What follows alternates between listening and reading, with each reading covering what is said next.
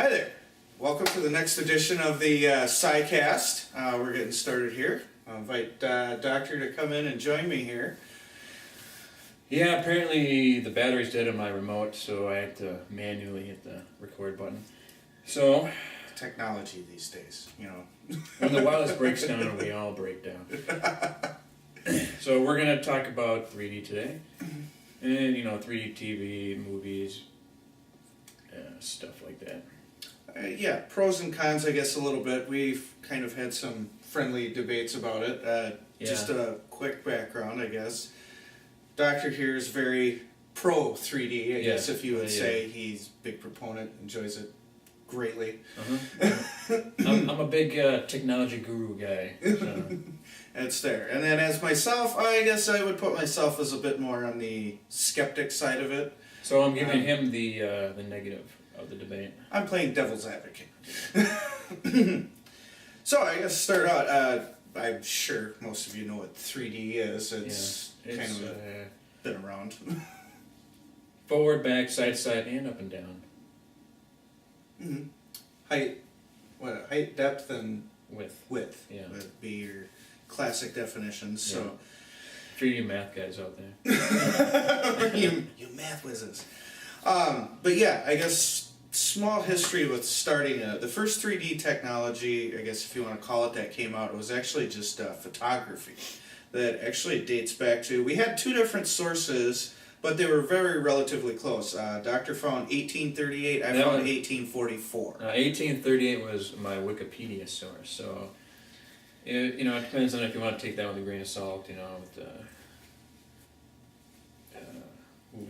who writes these Wikipedia pages. Yeah. Wikipedia is good for common. I don't know. I tend to shy away because can be unverified sources. Yeah. It was there. So, I mean, as far as the dates, we're very close. We're talking, 170 years ago. Yeah. So, earlier than I expected it to be, because I knew... I was shocked as well.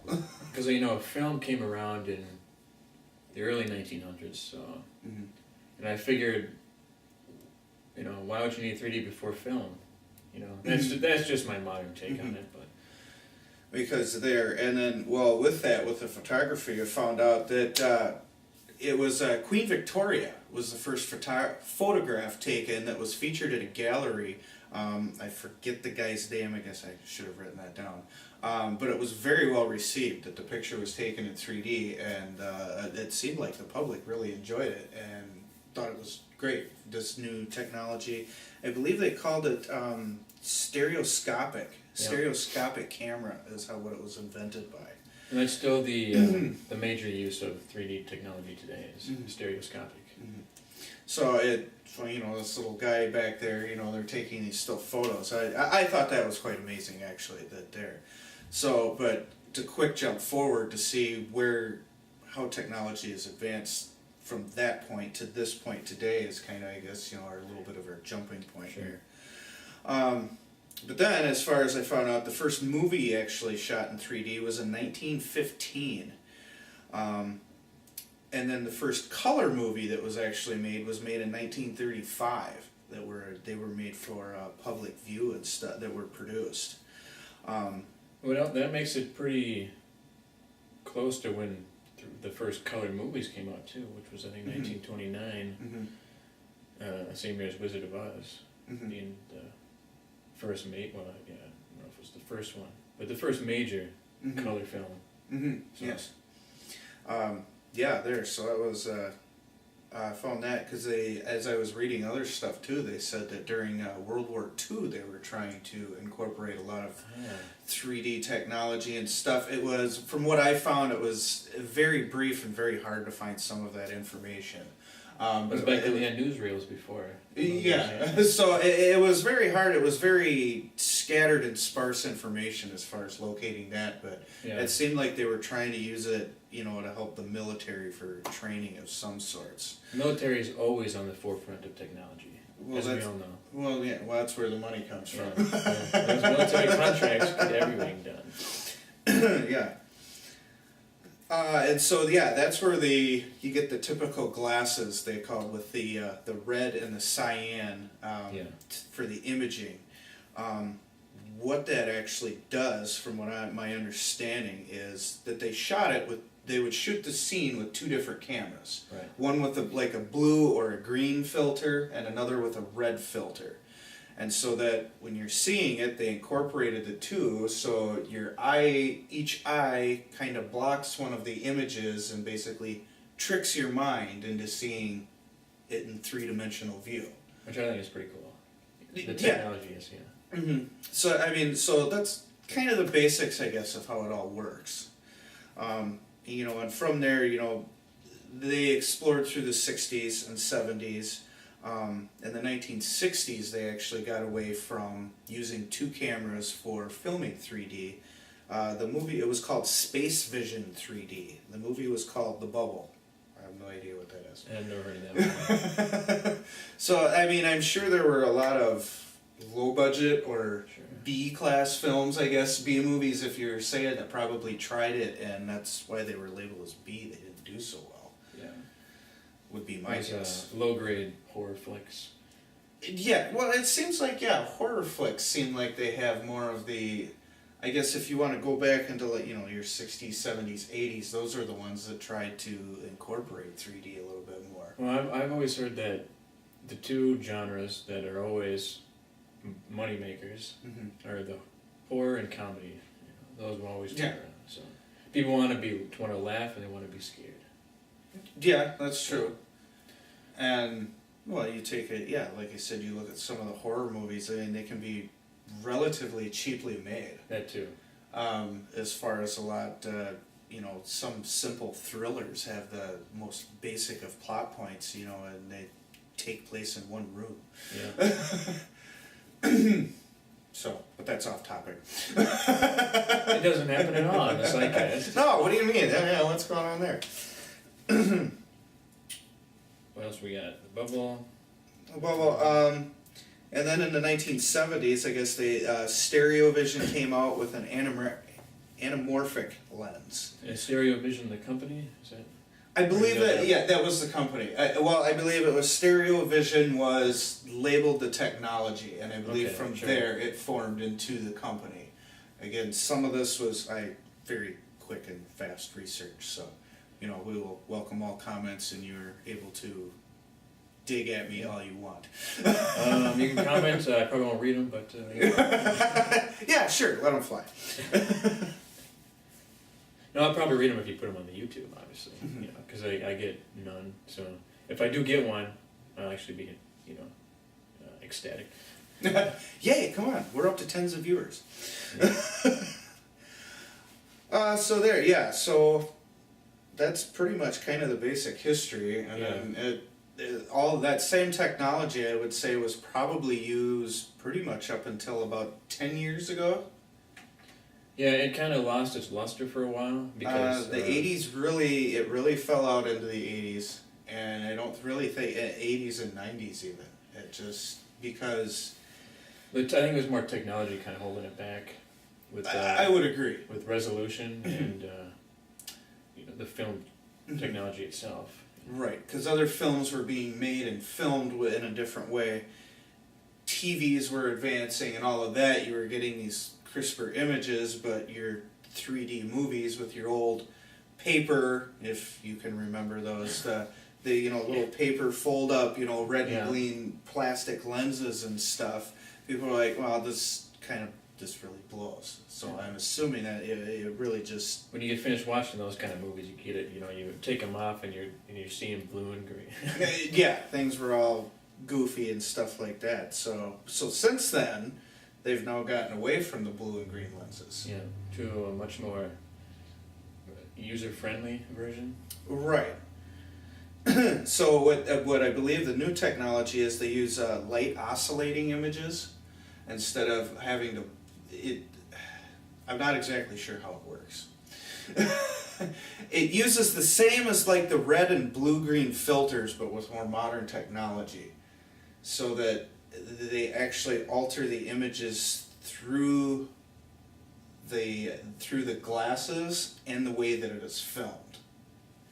Yeah, I've always had it's the same concept as the double lens thing. Mm-hmm.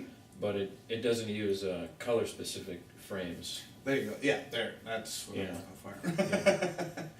going for. They've done that, and so, but that was one other thing that I noticed researching was that they're trying to make things more universally 3D. Yeah. Which is a lot of the holdback, I guess, or reservations some people have, which I noticed that, like for your home TV screens, if you have you need to have a Sony TV, a Sony player, and Sony glasses. Right. Because of the way the infrared emits through the glasses to create the image. It was a lot of proprietary stuff going on at the beginning. Because they were saying, like, you can't use Samsung glasses with a Sony TV. It won't work. Everybody trying to be on the cutting edge and actually develop it well. So I think that's part of it. I would say everybody wanted to, because if this would take off, it'd be a lot of money in that. Mm-hmm. So everybody kind of wanted to.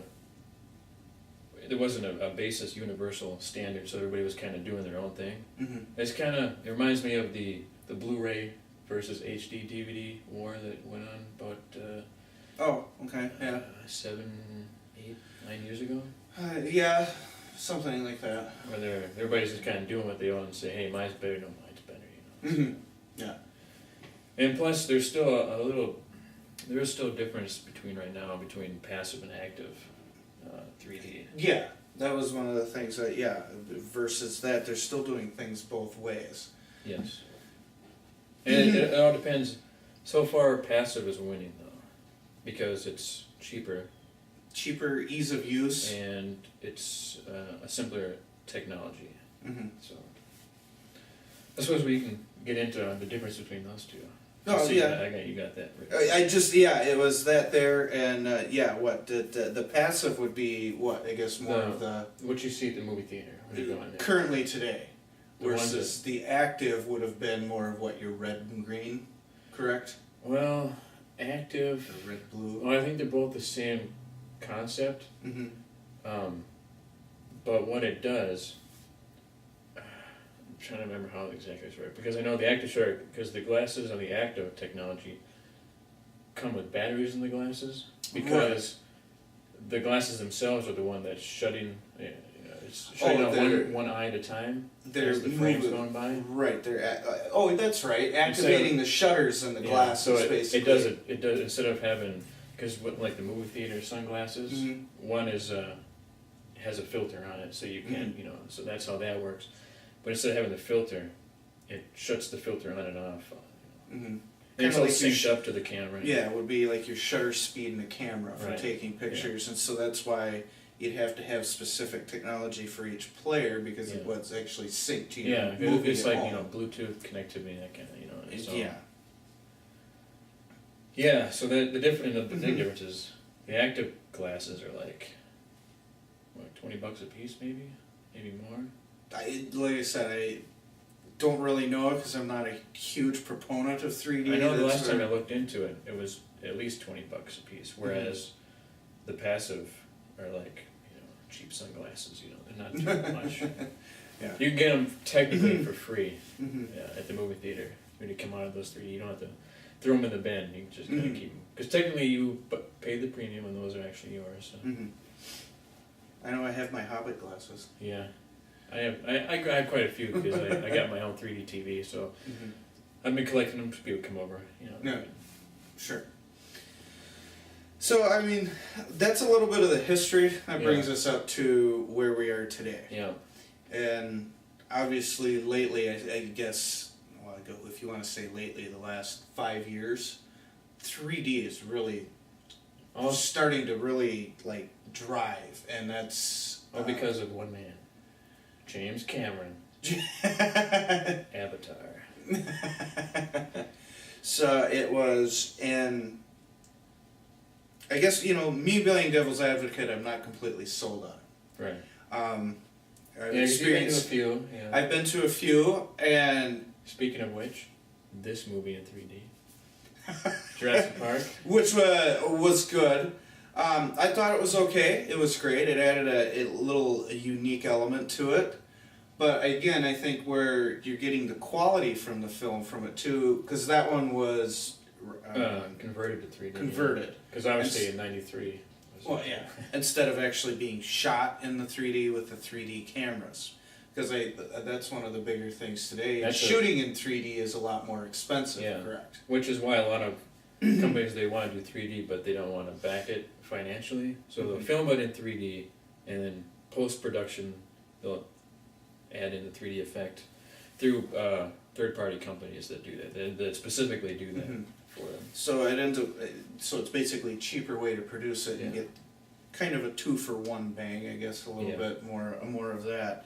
And so that's where I'm kind of on the side that I have really yet to see a 3D movie for me that I've been blown away by, going, wow, this is great. Well, what did you think about Iron Man 3 in 3D? Iron Man 3 was pretty good.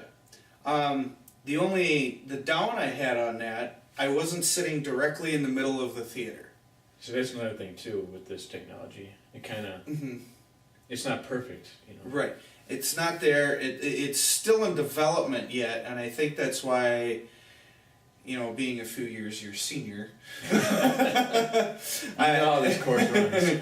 That I have maybe a few issues with, okay, why am I shelling this out, where I would rather just see it in an IMAX screen. I think IMAX is great. I love the IMAX theater and stuff. That's fantastic. But as far as, you know, does 3D really add that much? And I think a lot of it gets into being the culture of today anymore. Sure. And depending on, I mean, what am I? I'm, 12 years older than you are? I'm 27. So. You're 27. I just turned 37. So 10 years. So 10 years. So, I mean, not a huge gap, but enough of a gap where, there was a lot of technological advancements from, well, say when I was 10 years old to when you became 10 years old. Yeah. You know, I grew up in, you grew up in town. I grew up on a farm. You know, there's probably a big difference. So I mean, I was thinking about that earlier, where a lot of my 3D experiences were actual 3D. No offense. Right. Where a lot of your experiences were, had via the couch. Yeah. Or indoors, more to speak. And I'm just curious if that even has any aspect or play into things, as far as if you have someone that is, how do I put this, very active outdoors, having, right. Don't take this the wrong way, an actual 3D experience. Right. No, I see what you're skiing, you're hunting, you're, playing sports versus... I've seen so many kids any day that all their sports experiences are simply through a television screen. Yeah. They have no idea what it's like out there. The shades are shut, we're in the dark, and you sit in your room with the controller all day. I think you just talked about my life there. I'm sorry. No, I'm just I'm just wondering if that has something that... if that adds that much more appeal to it to you. I see what you're saying, because it's what's the word I'm trying to think of? It's not not much a big a deal. Like when you're saying, oh, it's in 3D, you're like, well, the world is in 3D too, Right. Whereas an inside nerd like me, I'm looking at a 2-dimensional screen all day, that kind of thing. So that when you see say you haven't, we'll say. Oh, they're getting big into, I guess we'll correlate, trying to get like, I'm a big football fan. They're trying to get 3D into football, or whatever, 3D TV and all of that. I actually played football and I experienced it. So, I know what it's like to actually hit someone. Yeah. Where I'm assuming you didn't play football? No, I played baseball. Baseball. Okay. Well, okay, but it was a sport there. I mean, even a sport as well. Versus, okay, you have a kid that's never played football, never experienced it. All of a sudden, there's an image that jumps out on the screen. Wow, that's really cool. Yeah. That's great. Versus someone like myself was like, okay, yeah, that's kind of neat. It doesn't really feel like I'm in the game because I've actually had that life experience. That's not what EA Sports says, okay? It's in the game. It's in the game. But, I'm just wondering if that's like the difference maybe between, or what my hesitation is on some of this. again, just trying to play devil's advocate here a little bit, but I'm also what they call an early adopter for technology. Okay. Like, some people, like, let's say, like, well, a good example would be the new PlayStation 4 coming out this fall. The odds of me getting that, around the launch is pretty good. I'm one of those guys who, like, okay, something new, I gotta use it, that kind of thing. Where, let's say somebody else was like me, for instance, like, you just got a PS3. I just got a PS3 this last Christmas, which would be, for whenever you watch this, would have been 5 months ago. This is 2013. That would have been, it came out in 2006. Jeez, that's 7 years ago. No, it's not that old, is it? Yeah. The 3? Yeah, fall of 2006, I believe, because Xbox was 2005. Really? Yeah. Well, I didn't realize it was that old.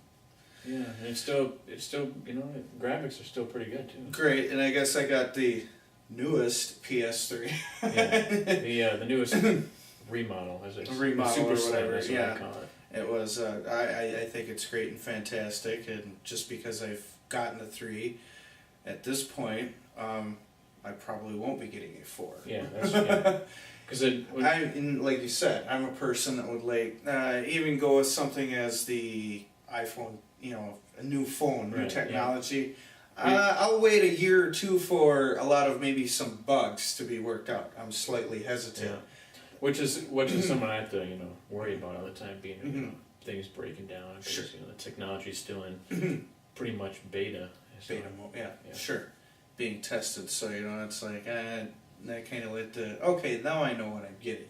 What's been worked out, and hear reviews like I don't know, the iPhones. I don't know, not a big fan of those. I think they have too many problems. Sorry, but I thought Apple's didn't get any problems. Being that nobody makes. I'm referring to there's no viruses for Apple because nobody makes viruses for Apple because nobody uses Apple, which is kind of changed, hasn't it? Yeah, it's in a lot of people's homes now. It is. They've actually made quite a good comeback. We're getting off topic here. Yeah, well, quite well, aren't we? But hey, this is science. This is technology. Right. Here's we always say, how can we talk about 3D for an hour? And I'm like, you'd be surprised. You can do that. So so Iron Man. I noticed I was off to one end of the theater anyway, and. Are you talking like aisle seat, that kind of? It was almost onto the aisle, almost to the extreme right, but not quite. Okay. But I noticed as I'm watching a couple of times, it would have been like on my peripheral vision, so it would have been the far left of the screen. Right.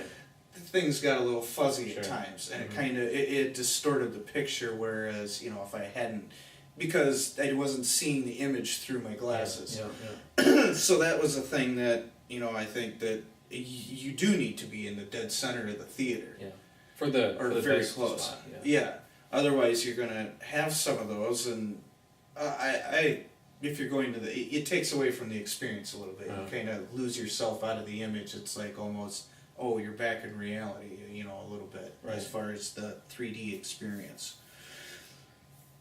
But that, one of the other movies that I saw, The Hobbit in 3D, and we saw that was a super special 3D.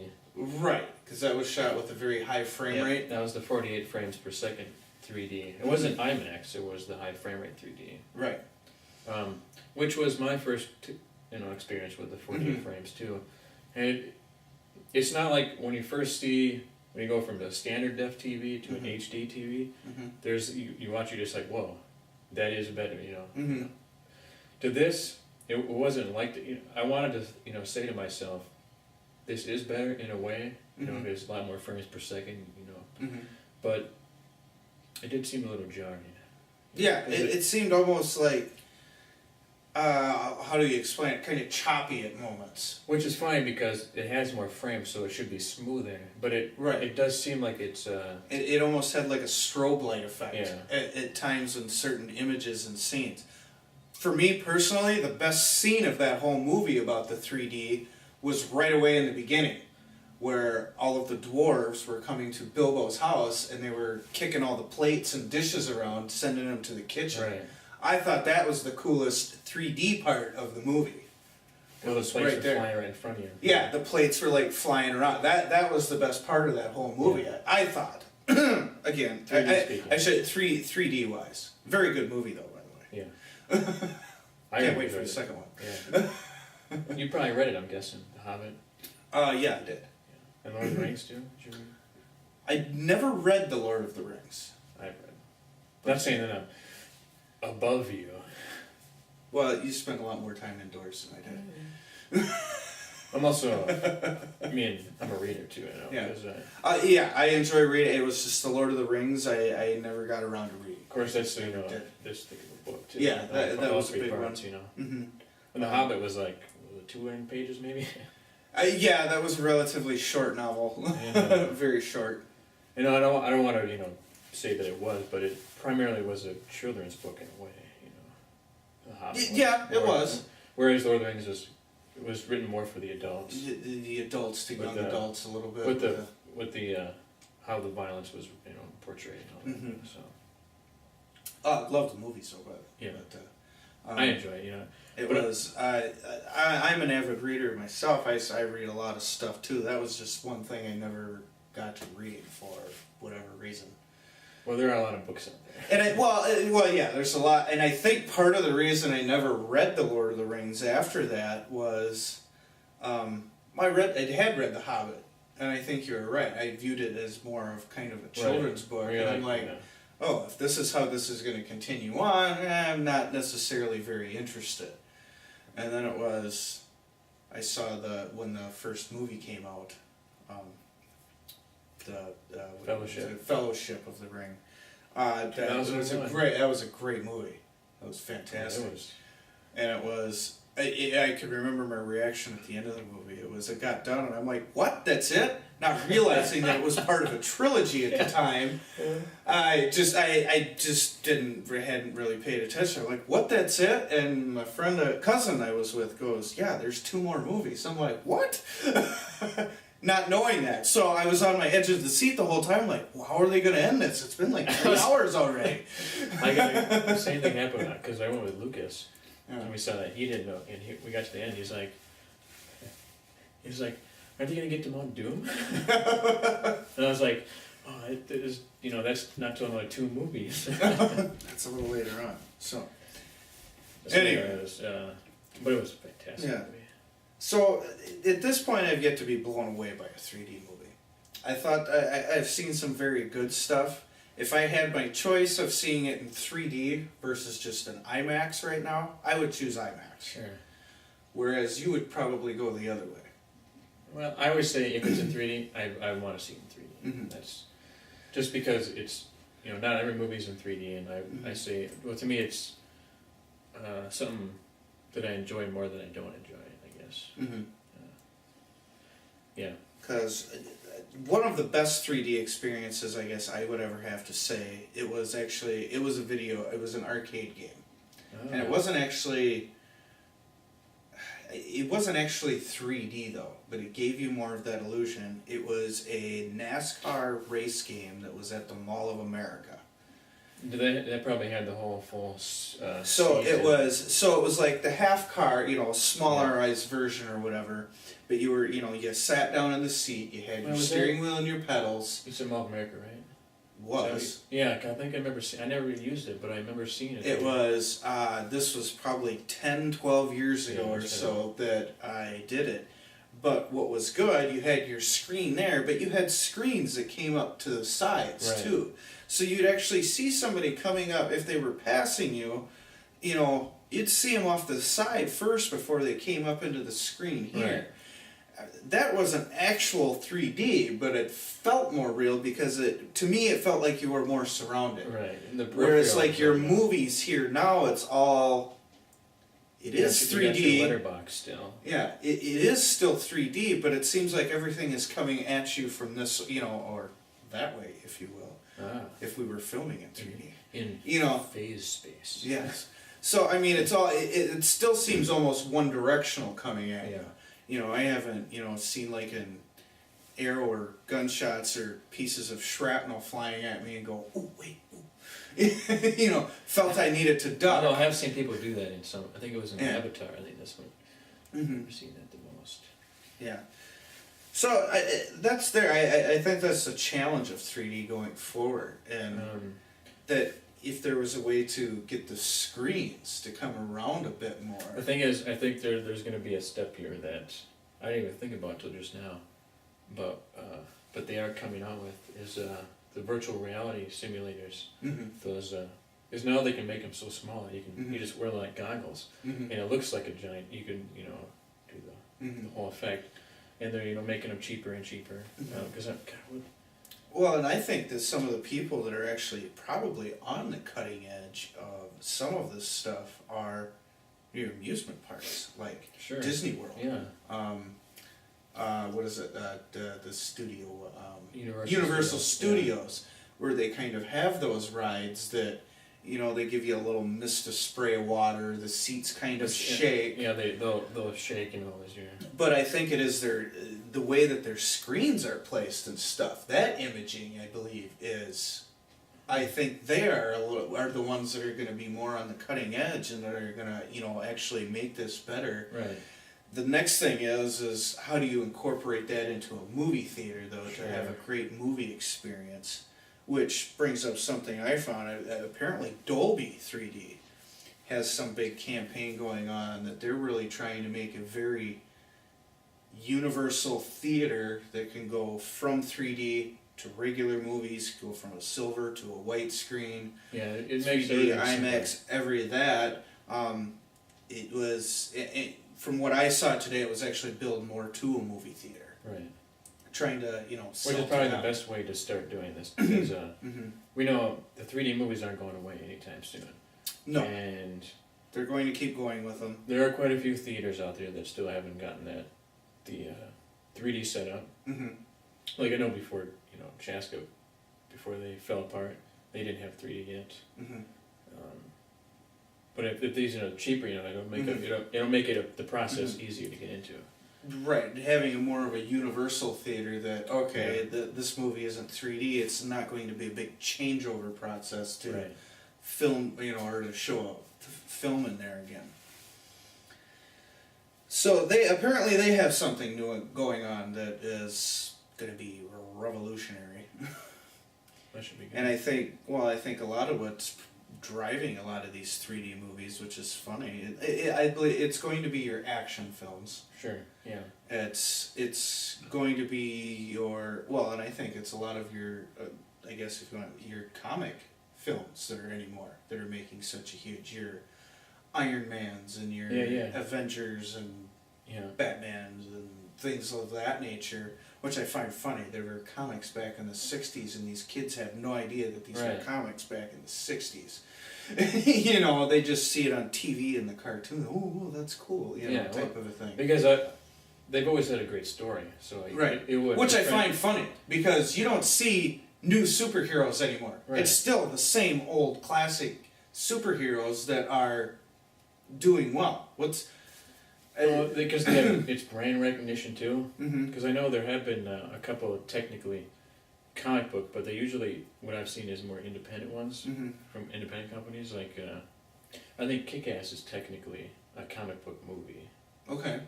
Because he dresses up in a suit, but he has no power. He's just a kid. Yeah. And he's got his little batons. There's another one too. I can't remember. It had the guy from The Office in it, Dwight. Yeah. Anyway, they haven't broken into mainstream much. So I think those are going to be kind of your big drivers that are going to keep this going because like the recent Iron Man 3. Right, because I think they have the money and the funding to actually make this work. They have a good solid background. They're good franchise. I mean, as far as Marvel. Good. There's endless supply of. Marvel could probably be its own, movie company. Marvel Studios. Yeah. I know they have their Marvel Studios, but I know being owned by Disney, so now. So. Yeah, they could probably do that and be just fine. Yeah. They've got quite a wealth of heroes in their blog. Well, you just go to the, you simply go with your Avengers and your X-Men. look at all of the branches you could go off from that. I mean, as far as individuals and. Yeah, there's what, 50 years worth of stuff there probably. Oh yeah, just on those two little things and all. Not to mention, then you still have your own individual ones that have done supremely well. On their own, what is it, Spider-Man? I was going to say Spider-Man, although technically he was part of the Avengers. Well, I think at any given time, if you go look at it, you can find any superhero out of the Marvel Universe was a part of the Avengers or some faction thereof at some point in time. Which is, I'm sure they might have wanted to, but there's a different studios own the different movie rights to the different comics. Like, the Avengers brand is owned by Marvel Studios and Disney. And you got X-Men, who are owned by Fox, Spider-Man by Sony. So that's why you won't be seeing the crossover between those guys. Between any of those, until there's a merger until they're like, or hey, somebody shells out a lot of cash. Well, I was going to say, well, unless it's beneficial to both parties, you know? Right. Which I think it might be. Which any more the way that these are going, I mean, as far as well as the Avengers did, I mean, if they were to, well, let's just say Spider-Man to, cross over, right. and, have an Avenger appearance, I'm sure would do very well. Yeah. Although I never did see the last Spider-Man. The Amazing Spider-Man, which I thought was good. Mm-hmm. I'm still debating whether I like the actors better in the new one, but I'm not sure if I like the story of the bad guy as much as the original. No. Anyway. Yeah. Because get off topic. The thing is, not that it was a bad idea. I'm sure because it's based off the different comic series of Spider-Man. You got the Spider-Man, then you got the Amazing Spider-Man, which was a different offshoot of the Spider-Man franchise. Because in this movie, he doesn't actually shoot the web out of his arm like in the original. He has a mechanical device that he uses. He actually uses cartridges. He'll shoot like an artificial web. In the cartoons and stuff, yeah. Which I was like, well, that's kind of weird, but, it didn't bother me that much. But yeah. Because, there's so many offshoots of all of that stuff. Because, there was a future one. It was like Spider-Man. Sensational Spider-Man. 20-something. Amazing Spider-Man 20-something or whatever. And, there's tons of them out there. Yeah. Which they could probably all make. Noir Spider-Man, I think, is one of them. Yeah. Where were we? Yeah, where were we? Back here. We got Dolby. The different type. Well, I suppose we can get into the different types of 3D that's out there.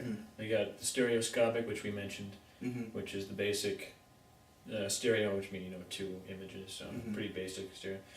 The multi-view display, which it was just happened to be there, but I had never heard before. But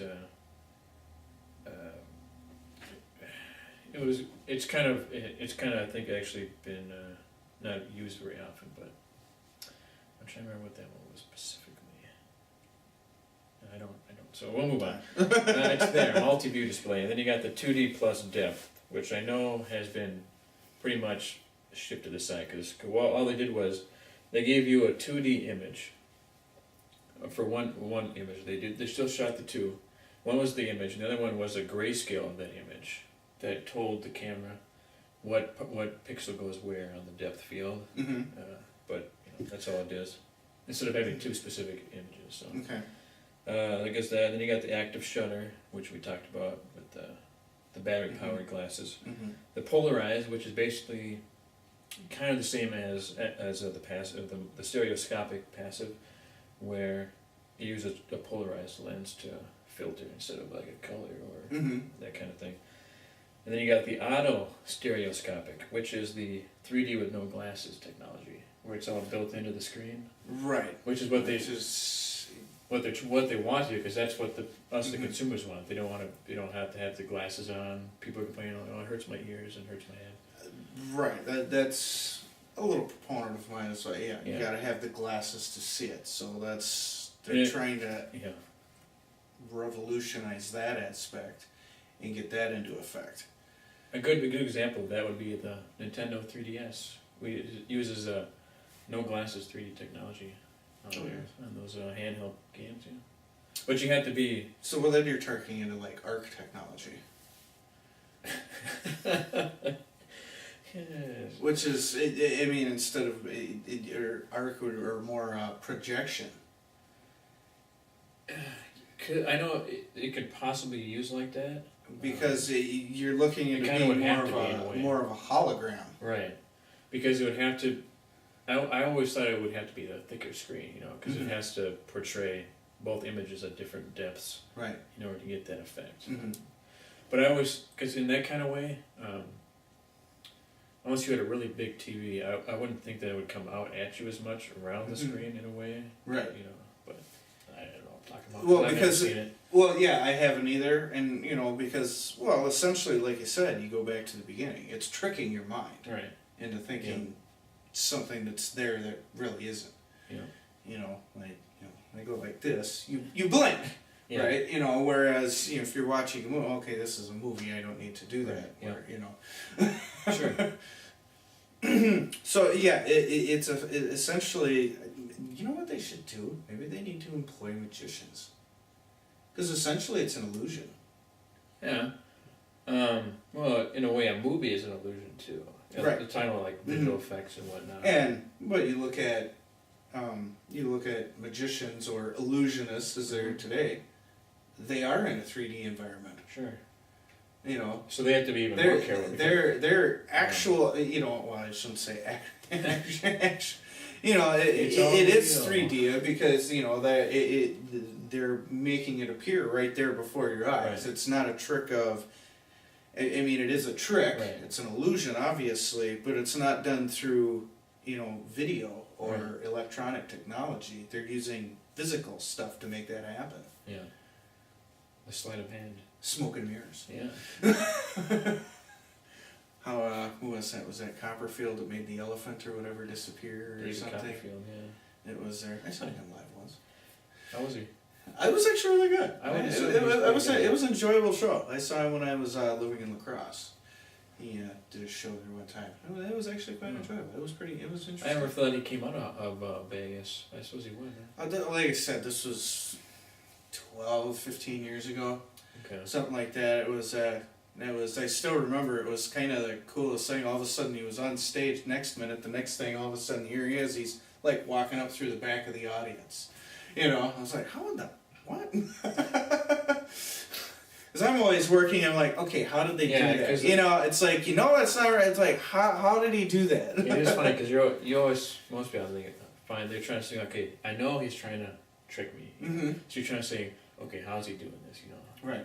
But I know that they use that to their advantage too. Mm-hmm. Where they say, okay, I know you're doing that, so I'm gonna do something over here because I know you're gonna watch it and then do something. It's the distraction. You're watching over here.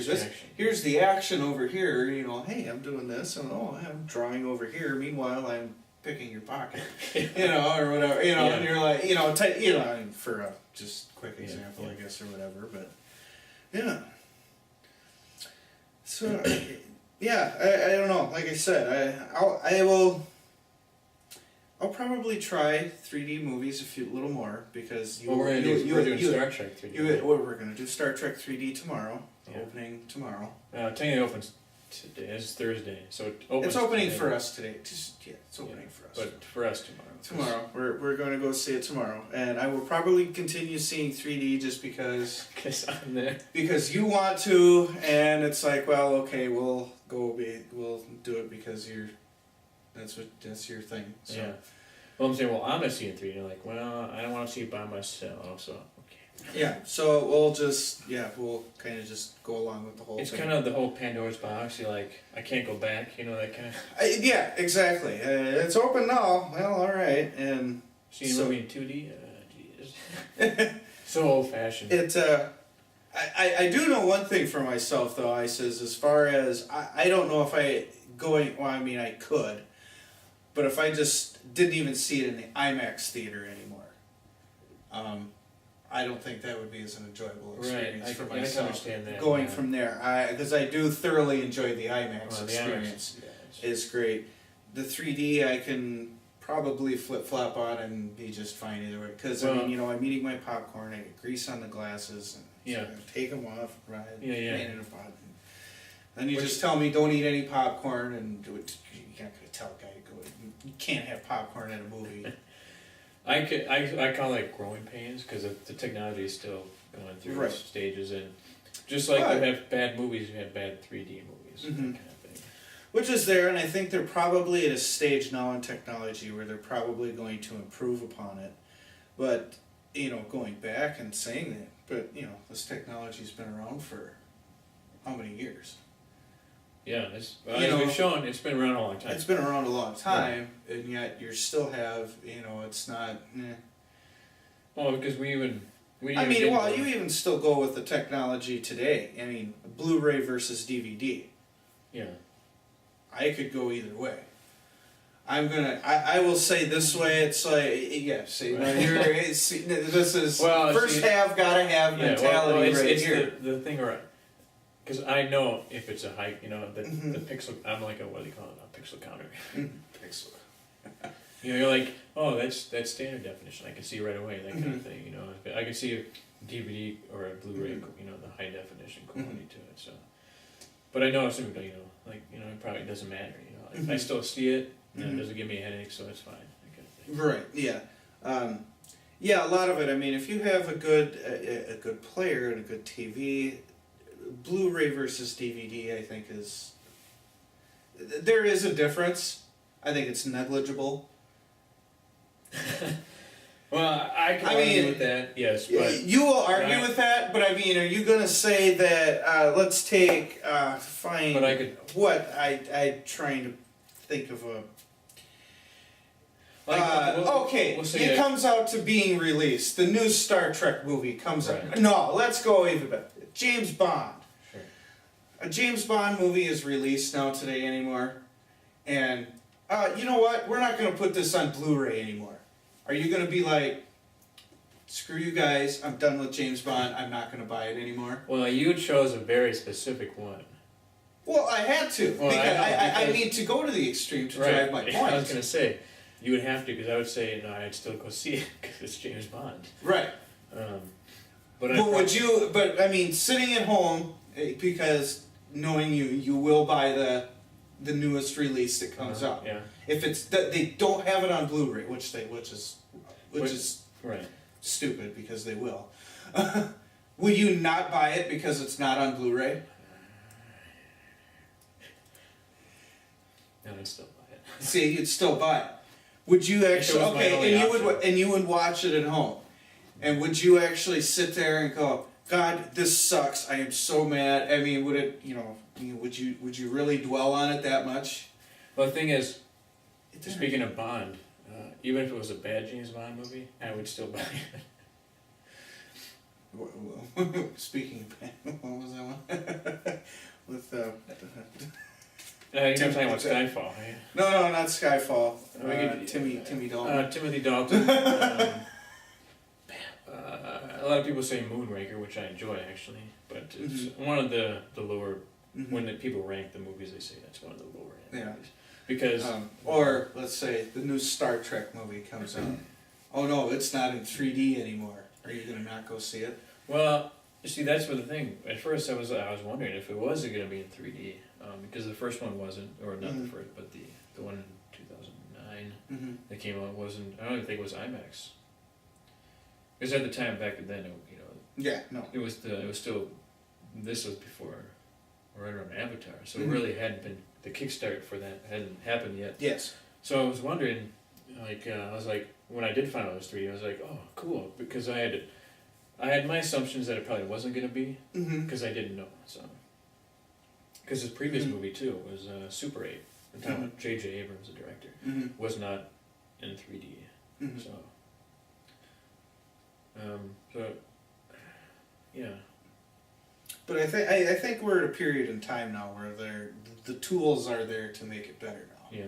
Whereas, like you said, looking back to, the 60s and 70s, all they had was... It had to be a horror movie. It had to be a specific type, and, you only had a filter where, like you said, now you have the technology, and, now you have completely CGI movies, that are completely done on green screen. Yeah. Doing that, so things are making things a little more seamless or better. But until I feel like I'm in a battlefield, you know, and I got to look behind me to... That'll be the day, that'd be pretty awesome. You know, that you feel like there's something behind you. It still is almost still two-dimensional, really, because everything is still in front of you. And you're looking at that, and you can see depth, obviously, it's there. But it still has the, you can still see the screen. Right. You still see the screen, you still see all that. Yeah. Just, like I said, brainstorming. You know, if they were able to somehow get the screen to kind of come around you a little bit more. Like, the Omni Theater. Yeah, the Omni, there you go. Yeah. You know, something along that lines. Which is may improve cool. it. Yeah. I don't know what the technology would involve to make that 3D, because it wouldn't be more there. You would almost have to have more of a goggle to incorporate, to encompass your peripheral vision as well. So, it's okay. I'm not, you know, soiling my pants over it or anything. Yeah. Somebody else says. Well, but I think they are heading in the right direction. I'm willing to give it a chance. I'm willing to, you know, give it a chance on some more things. I think they probably will do well, but... You could take it or leave it. I could take it or leave it. Yeah. As long as I got IMAX. And as long as they don't make it the premium too expensive. Like, what is it right now? Is it $3, I think, added to your ticket? So around there. Let me see, yeah, I think it's like $3 for the 3D now. And then you have to add another couple bucks for your IMAX premium too. Right. So it all adds Because up. I know that's why the wife was asking, why you're going to a matinee price? How come you're paying your ticket's like $11.50? Yeah. Like, well, it's IMAX and it's 3D, and so what? So I'm guessing she loves 3D. No, I don't know if she's ever experienced anything in 3D. She's not much of a... Yeah, because The Hobbit was your first 3D one, right? Well, with the newer technology, I saw a couple of 3D movies, you know, with the paper glasses you got with your Slurpee cup at 7-Eleven, and you know, I saw some of those, and they're like, okay, you get done looking, and it's like, oh, the wall is still red, you know. Yep. So, yeah. I think I saw a movie at a drive-in theater that was like that one time. Oh, really? I never been to a drive-in theater. Do you know what a drive-in theater? I know what they are. I have, are they still around? Very few and far between anymore. You got the speaker in the next to you? Yeah, that was, you know, you clip it on your car, and it was there. They had back where I grew up in southern Wisconsin, they had one that wasn't too far away. I saw a couple down there. I was just saying. That was kind of a cool, it was kind of a neat little bit. Somerset? No, I know it was south of La Crosse in Prairie du Chien. Okay. They had one. Okay. Yeah, I've never been to one. That was kind of a cool experience. Like you said, you know, you just kind of reclined in your car, or you'd have. I remember people that would bring either like their vans or station wagons and turn them around backwards, open up the doors, and you were laying back and like reclining and stuff, you know, in there or whatever. And that was pretty cool. And then of course you always had a few of the vehicles with the steamy windows. Yeah. Wink, wink, nod, nod. You know what I mean. Hey-o. So yeah. Yeah. That's our. Anything else to add on 3D? I guess here today.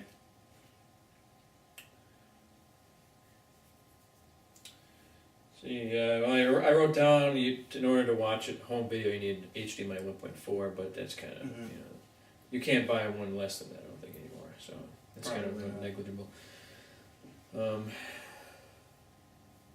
know they're working on their technology for like your home theaters. You know, like I said, trying to make things a little bit more universal. Yeah. Which will bring prices down on some of that stuff a little bit. I know you're a big fan of. Well, I guess they have 3D technology in some video games. Yeah, I was saying, I forgot to mention that we didn't really PS3 touch on that at all. can do 3D. Xbox can, only it's not as well done it because Sony's one of the major backers for 3D with their TVs and all that. But yeah, like you can play. I think God of War 4 is in 3D. Ascension. I'm pretty sure it is. Oh, is it? I don't know. Because I know the two collections they put out, the PS2 ones and the PSP can be done in 3D, I believe. See, and that's something I've never experienced, a game in 3D. I can do a demonstration here for you.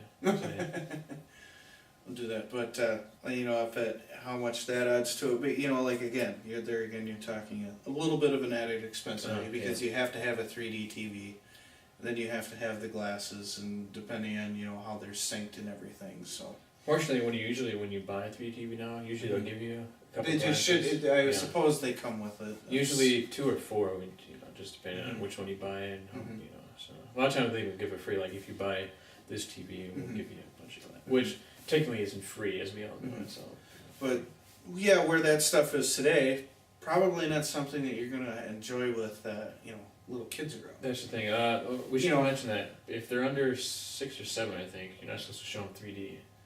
Yes. Because their eyes haven't developed fully yet. Developed fully could cause some developmental issues or whatever. So, which getting a 4-year-old to sit through even an hour movie with a pair of glasses on, probably not going to happen anyway. Sure. But on the off chance you are, don't even try it. They don't have the patience for that. They can't. For one, 2 will cause developmental issues. I know that. Learning all about this with mine on the way here very soon. Yeah. So in the future we may have podcasts with somebody with a toddler, with our little infant here beside, or maybe we'll see what happens. We'll have. Do you know if it's a boy or girl? Yeah. It's a girl. Oh yeah, okay. Get her comment on these scientific issues. And yes, we'll get there. We're the new generation. We will. Yeah, but see, we can bring her all along up through all of this. Would be great. We'll definitely have to get her into some video games, movies. To your wife's chagrin, right? To my wife's chagrin, she will not enjoy that, but. You're like, she's having my kid too. So. Yeah, so it's in there. So no, but yeah, keeping the glasses around. Kids do kids things. Yeah. That's what they do. Which is probably better with another thing for the passive, because they're cheaper glasses. Easier to replace them. Easier to replace. They're cheaper if they would get broken, what have you, type of a thing, versus your $120 pairs that you want to put in a wall safe unless you're using. No, those are daddy's glasses. Don't you ever touch those again. So. Yeah. But yeah, I think things are going. Like I said, it would be very interesting to see where where everything is at with this 3D in the next 5, 10 years, even 5 years. I'm very interested to see where this stuff develops. We already know that our resolution is getting higher now. Because now we got the 1080p, which is they touted as full HD, which that's pretty good. But now the max they can do right now is 5K, which is. Is that 5 times? I think it's more than that. Basically, you got your 1080p, and then you got your 5K, which is resolution is just amazing. Because The Hobbit was filmed in 4K resolution, as well as 3D. Oh, Yeah. I didn't realize that. Of course, the only way you can watch it in 4K is to have a 4K TV and 4K player. Yeah, that's another thing. Syncing everything up, so they're trying to get that away from. Well, they're trying to make it. Will they ever be able to do it without glasses? Yeah. I know that's a big thing they're trying to do. They can, but not very well yet. Right. I mean, that would be it'd be kind of equivalent to what today. Watching a 3D movie today with your blue and green glasses. Right. Filmed in today's stuff with a blue and green glass. Yeah. Versus the glasses they're made for with today, and the shutters. So. Because we do know they do with the 3DS from Nintendo. It does do it in screen, no glasses required, but you have to be within a certain distance of the screen. If you get too far back or too close, it gets fuzzy. The images. See, and I would rather just have a crisp picture than that little bit of fuzz. Right. Which you kind of do get. So I'm very curious to see how Star Trek turns out tomorrow. It's going to be awesome. Otherwise I'll be disappointed. I will be looking at you tomorrow going, Con! but it will be Doc. We should do that at the end of the movie. Just during the credits, be like, ah. Yeah, that's not a bad idea. That'd be. We'll funny. get our whole group to do it. Get the whole group to do it. Ah, that'd be funny. That'd be good. See if people clap or join in, Yeah, see if anybody laughs or anything like that. So, no, I'm excited for the movie itself. I hope the quality is there. Because I have a very good feeling about the storyline, and where they're going with it. I just like they're going darker. Yeah, just that I hope the imaging doesn't dissuade my feelings about it. Right. That's all. Yeah. Yeah, I think we about covered 3D. Yeah. What do you? So yeah, we've kind of covered that. So we got 3D on my side. And 3D, it's there. We'll see what happens. Yeah, I know.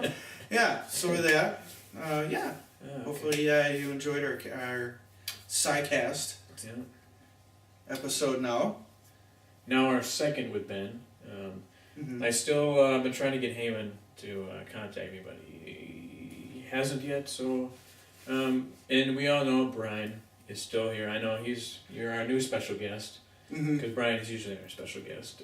We might even just make you a co-host now. I don't know, because Brian, he's got 4 kids, so he's tough to find time in his busy schedule. Oh yeah, and that's understandable. So, as of now, I'm the lovable special guest. The lovable special guest. I have my glasses today, so I was informed on protocol now. Yeah, see, here on the SciCast, you need to look smart. And so, the spectacles are a necessity. Yeah, so, go there, look forward to hearing comments. Hope you enjoyed. And especially you, Judy. I know you'll probably actually watch all through this. Yeah. And it won't turn out and say, what are these guys talking about? about? Alright, this sucks anymore. So, thank you, Judy. Special shout out to you. Yeah. And if anybody else has comments, ideas you'd like for future episodes, respond. Give us our comments. We'll, Judy, we always look to you. You have great stuff. Good stuff. So we didn't take yours this time. No, not this time. So next time maybe we'll do a special dedication. Yeah. And a singing dedication. Yeah, we don't need to sing. Yeah, we're not going to sing.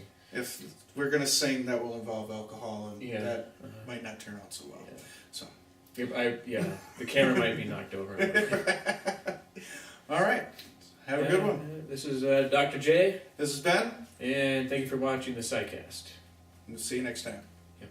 I got to walk to the button.